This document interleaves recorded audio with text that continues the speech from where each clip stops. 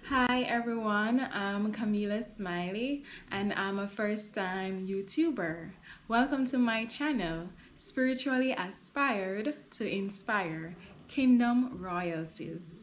Please like, comment, share, hit the notification bell, subscribe, and most importantly, with this channel, you can be sure to be blessed, empowered, motivated, and spiritually awakened.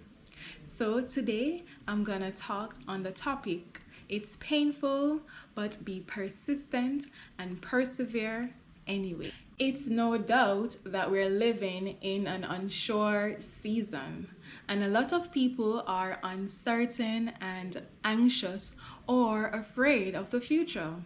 Some persons might have gotten laid off from work or gotten a salary cut, or they might have experienced the loss of a loved one, among others. But just like Joseph in the Bible, that is from Genesis chapter 37, verse 24 through to chapter 41, verse 44. Before experiencing the reality of his dream of becoming a mighty ruler or governor, he had to go through different stages in life, right? So, first, he was once in the pit. And I'm sure he might have been saying, oh no, what just happened, right? And then after that, he was sold to the Egyptians by some merchants, where he became a servant in Potiphar's house. And then I'm sure probably Joseph was like, okay, this is not too bad.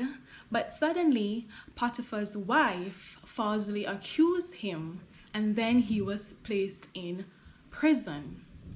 And probably Joseph was like, no, what is this? Like, really, what just happened?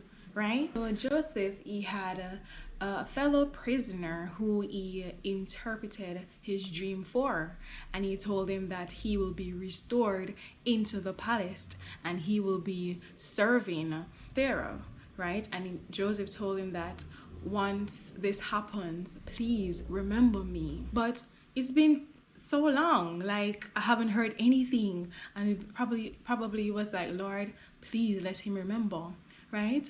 And then suddenly a shift occurred, right? This person remembered Joseph, and suddenly Joseph became essential. He became needed, and as such God shifted him from being in the prison to being in the palace, where he was alongside Pharaoh, okay? And he became the governor over Egypt. So probably you were in Potiphar's house, but now you have regressed to the pit, or you may have been pushed into prison. Some of you probably were in the palace in terms of your finances, your health, your mind were at ease, you were free or coping well. You knew your calling and you're excited about it. Your marriages were going well. You had the perfect job or ministry, but now it feels as if you have taken 5 or 10 steps back, and now you're in prison or in the pit, depending on the level that you were at. Or you might have lost so much that you made a drastic fall from feeling like royalty in the palace to now being in the darkness of the pit. However, God is saying that I know where you are at. I know it's painful. I know it hurts, and it hurts a lot.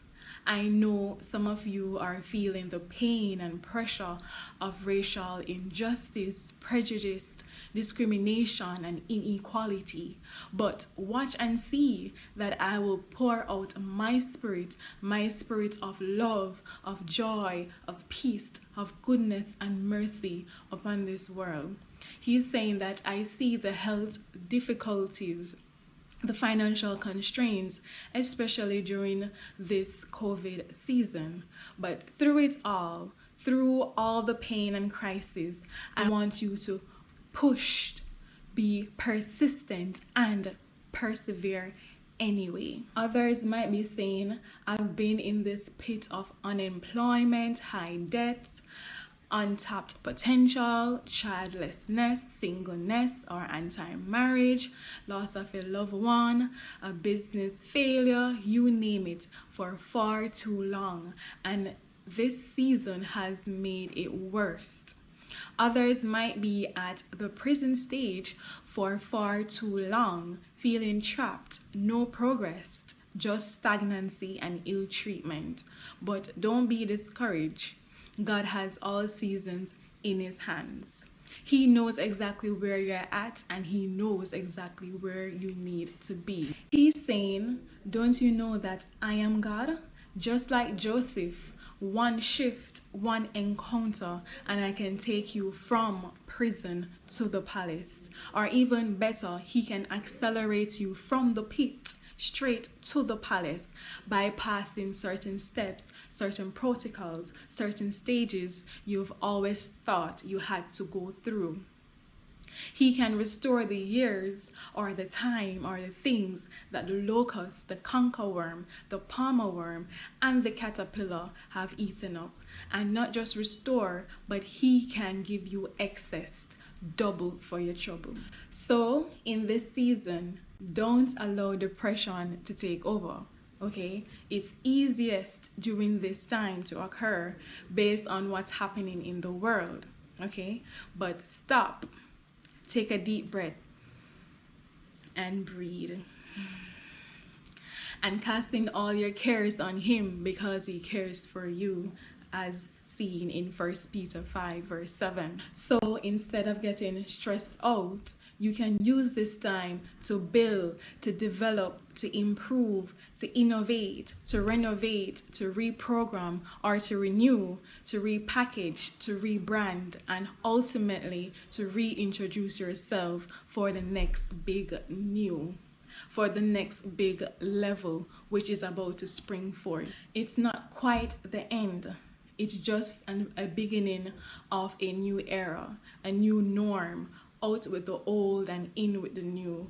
God is about to thrust you forward from the pit or prison straight into your palace, your calling, your purpose, and ultimately your destiny. I know some of you may not believe in the Lord Jesus Christ, the only true, living, and wise God, or your relationship with him may not be so strong. But trust me, keep watching this channel and God is about to show up in your life, and you can simply start by worshiping him. His grace is about to do for you what you couldn't do for yourself. He's so amazing. Okay, so awesome, I tell you.